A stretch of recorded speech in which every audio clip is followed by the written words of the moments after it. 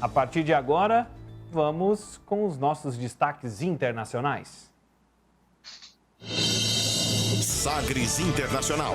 Os principais fatos do cenário mundial com credibilidade e análises profundas.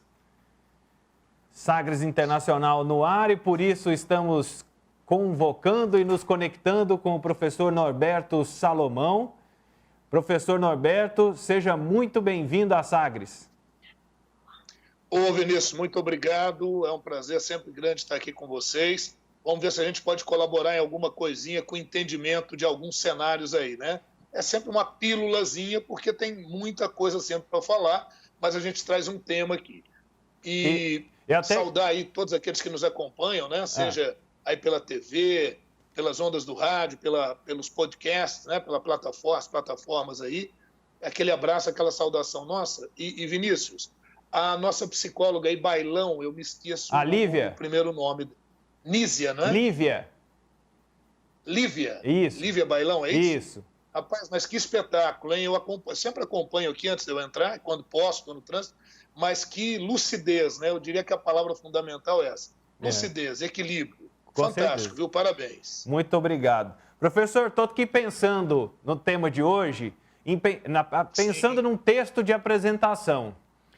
Então, eu estou pensando aqui assim, se você acha que está tudo meio confuso numa semana em que Lula faz um discurso ameno e que Bolsonaro rebate de forma equilibrada, o Paraguai está numa situação muito pior que a nossa, né?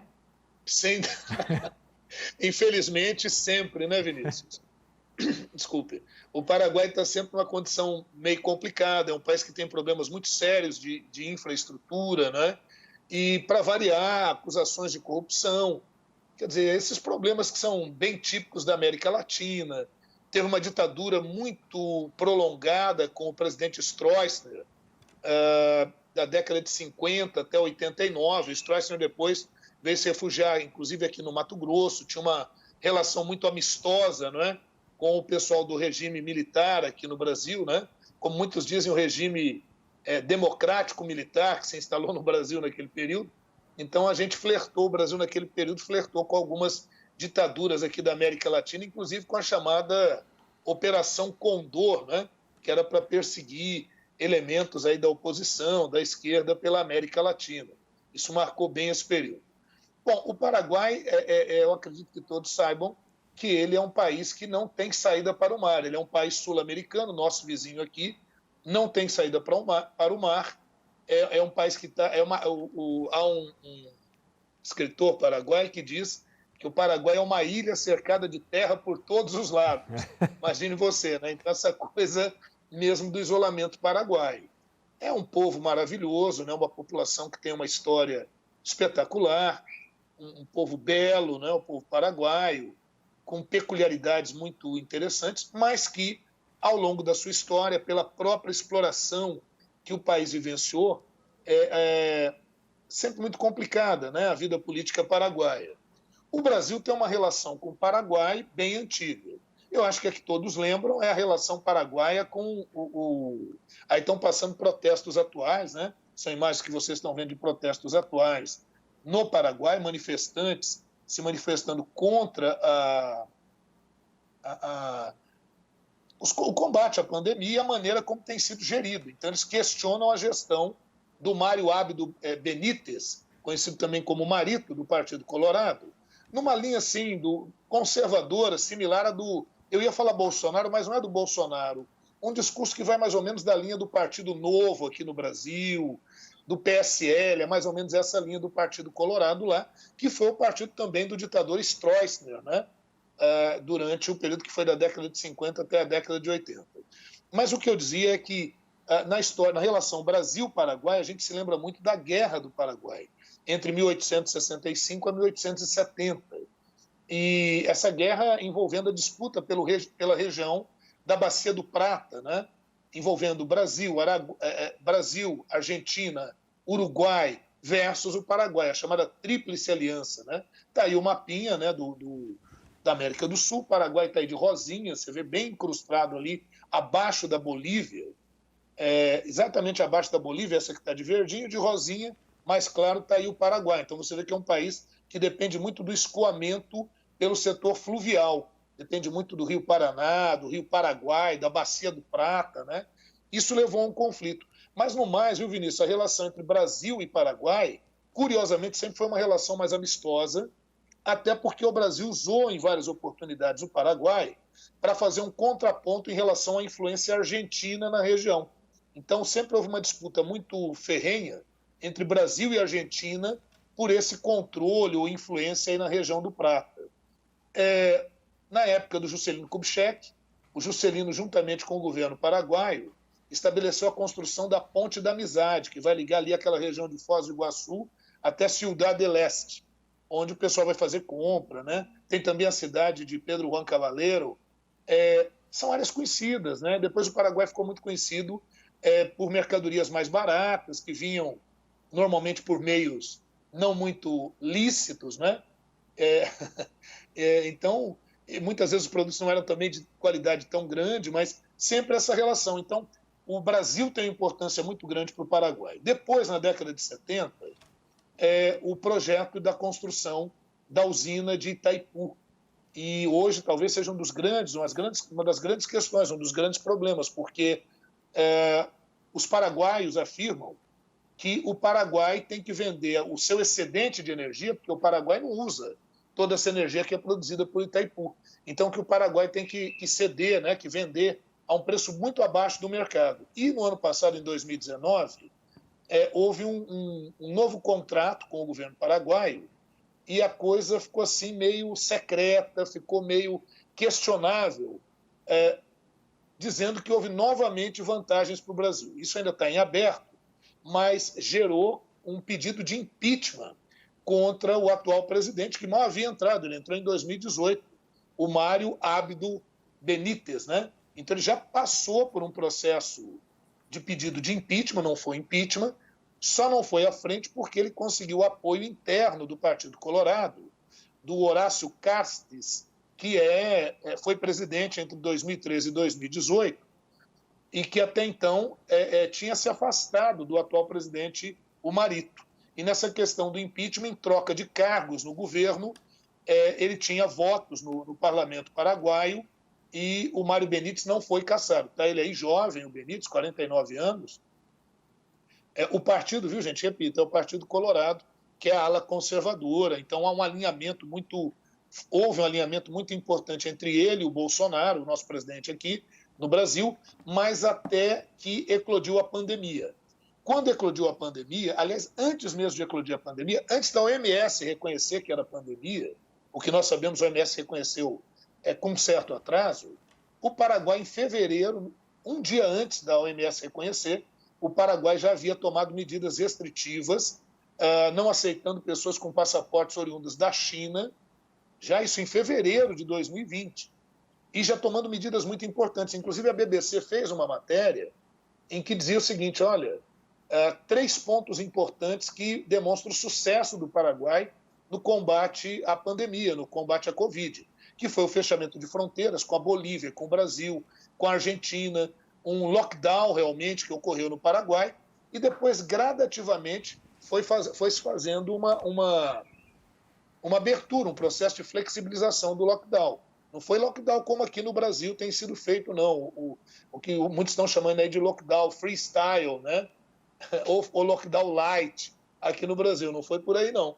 Só que aí, quando a gente chegou ali em maio, junho de 2020, esse lockdown acabou provocando manifestações violentas dos comerciantes, porque a economia foi ficando estagnada. E ali já ocorreram manifestações. Mas agora, no início de 2021, houve a promessa da chegada de vacinas russas, a Sputnik V, mas um problema, não chegou a quantidade de vacina que se pretendia, o Paraguai não tinha dinheiro para pagar, nem para dar garantias de que faria esse pagamento, e com isso a vacinação não ocorreu a contento, não deu para vacinar nem o pessoal todo da saúde, muito menos aqueles acima de 60 anos. Então, um problema muito grave, né? E aí o pessoal tem acusado o Mário Benítez e seus assessores de realizarem compras superfaturadas de máscaras e de outros insumos para o combate da pandemia. Inclusive, eles lá deram um apelido de tapa-bocas de ouro, ou seja, máscaras de ouro pelo preço que elas custaram, pelo superfaturamento. Então, agora, já no início de março, as manifestações têm sido intensas. Nessa última semana, né, nessa semana que nós estamos, uma pessoa morreu, um homem de 35 anos, nessa confrontação com a polícia paraguaia, e agora o pedido é o pedido de impeachment. Só que, de novo, o Horácio Cartes, ele se alia ao Mário Benítez para impedir esse impeachment, então é muito improvável que ocorra o impeachment, pelo menos nesse momento. Outro problema é que houve uma injeção de capitais no Paraguai, de alguns empresários que queriam reacender a economia, e esse capital foi investido na saúde pública, de maneira que o serviço da saúde pública chegou a ficar até, num certo momento, melhor do que na rede privada. Então, houve uma migração de pessoas, tendo em vista a crise, pessoas que deixaram de pagar a saúde privada, os planos privados, para serem atendidos na rede pública. A verdade é que hoje lá no Paraguai, tanto a rede privada quanto a rede pública estão exauridos, a situação é grave, a crise é intensa, a economia vive uma crise profunda e uma crise política também muito grande. É isso, né, Vinícius? Basicamente é isso que tem ocorrido por lá. Não, e eu até peguei alguns números, professor, para a gente já ir encerrando. Sim, vamos lá. Até para que a gente possa entender um pouco, né? Paraguai tem 7 milhões de habitantes. Basicamente Isso. a mesma quantidade de habitantes que Goiás.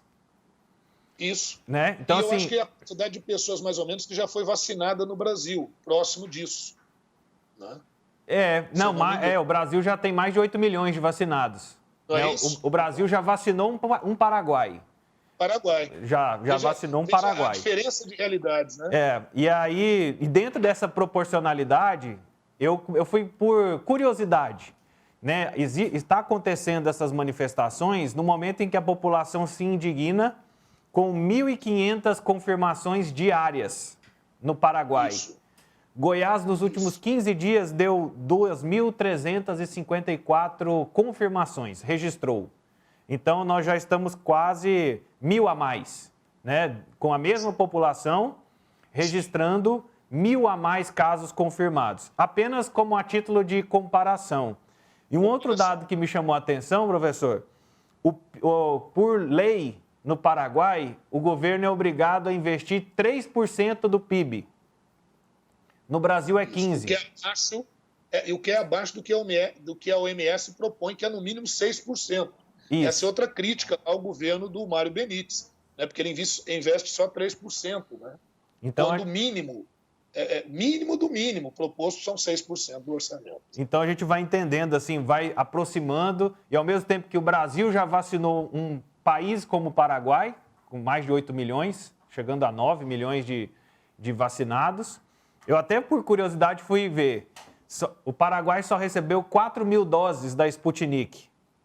Isso. O COVAX Facility propõe e promete 4 milhões de doses, mas não tem data.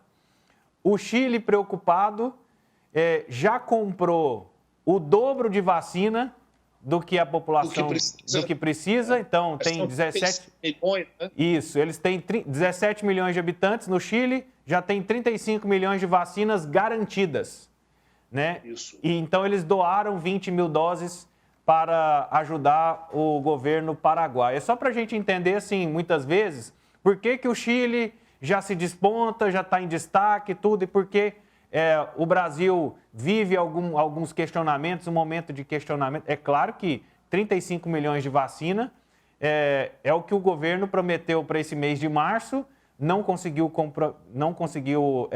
consolidar essa promessa, e o Brasil está com 26 milhões de doses, sendo que 23 milhões foram feitas pelo Butantan e pelo... do Rio de Janeiro, esqueci o nome. A Fiocruz. Então, assim, se a gente também está tendo vacinação, é muito pelo trabalho que está sendo feito aqui no Brasil, pela ciência brasileira. E aí é bom a gente enxergar essas realidades nos países vizinhos. É isso. A propósito, Vinícius, disso que você está falando, Estou vendo até a sua carinha de despedida já para mim. Hoje você nem interferiu, pensei que você ia falar mais coisas. O Brasil tem relações importantes com o Paraguai. É bom lembrar que o início do Mercosul foi com o Tratado de Assunção, então é um dos elementos marcantes para que houvesse a formação do Mercosul. A gente compra energia do Paraguai. A usina de Itaipu foi construída com recursos brasileiros e o comércio entre o Brasil e o Paraguai é intenso. Fora o fato de que nós tivemos brasileiros que foram para o Paraguai, né? Eu estava tentando observar alguma relação de Goiás com o comércio no Paraguai. O que eu consegui achar de mais atual foi o que a FIEG fez em 2017, uma reunião com entidades do Paraguai, o Paraguai querendo atrair investimentos para lá, com tributos menores, com promessa de investimento em infraestrutura, mas é um problema, né, no Paraguai. Agora, o que você disse aí, o que vem bem a propósito, você sabe que a gente vive num país polarizado, em grande parte isso agrada a alguns atores políticos, mas é absolutamente prejudicial para a população, e é lógico que uma pergunta tem que ser feita. Os governos têm culpa na crise da pandemia? É muito complexo, essa pandemia ela é muito complicada. Veja que o próprio Paraguai era um exemplo de medidas para a Covid. Ela é muito rápida, é uma doença muito rápida. Então, veja, não é questão de se culpar este ou aquele governo. O quadro é grave, essa doença ela não é tão letal, mas ela é muito contagiosa. Né? A gente diz não é tão letal porque o percentual de mortes em comparação com a população até agora tem sido relativamente pequeno, né, diante de outras doenças. O problema é a velocidade com que isso avança. Então, algum governo teria culpa? Muitos vão perguntar, porque tem aqueles que ficam de um lado de um candidato, de um lado de outro. A questão não é essa. A questão é problemas vão ter, e graves, mas se não se tratar o assunto com a seriedade devida, e se não houver uma integração de ações para isso, a coisa não anda. E esse é o nosso temor. Então, não pode estar um Estado da Federação Brasileira pensando uma coisa, o outro está pensando outra. E eu vou te dizer mais, aqui no Brasil nós só não estamos com esse quadro de manifestações, pedido de impeachment, como no Paraguai, porque o presidente Bolsonaro ele traz consigo um capital político ainda considerável. Mas, caso contrário, tendo em vista a gravidade do que está ocorrendo com a pandemia no Brasil, no mundo, mas vamos trazer para o Brasil numa comparação, e as declarações que o governo federal tem feito, e algumas atitudes que foram tomadas, ou algumas que deixaram de ser tomadas, a gente poderia estar vivendo um quadro muito semelhante. Vamos olhar para frente, né, professor? Muito obrigado. É isso. Eu vou aproveitar o ensinamento do Alma em Cura de hoje e vamos olhar para frente. Muito obrigado, professor. É isso aí. Eu que agradeço, um abraço a todos. Fiquem ligados no Sagres Internacional, no nosso podcast, e continue aí com um tom maior, com força total. Um grande abraço, muito obrigado a todos vocês. Esse é o professor Norberto Salomão participando conosco e reforço o convite para você acompanhar todo sábado aqui no Sagres Online. Você acompanha o nosso podcast Sagres Internacional com os destaques da geopolítica, da política, da economia, os destaques internacionais, e a gente vai aprendendo fora, trazendo para dentro para a gente poder ressignificar. Então, e se você quiser acompanhar as outras edições, disponível no Spotify, no Deezer, no Castbox, no Google Podcasts e no SoundCloud, nos principais tocadores de podcasts.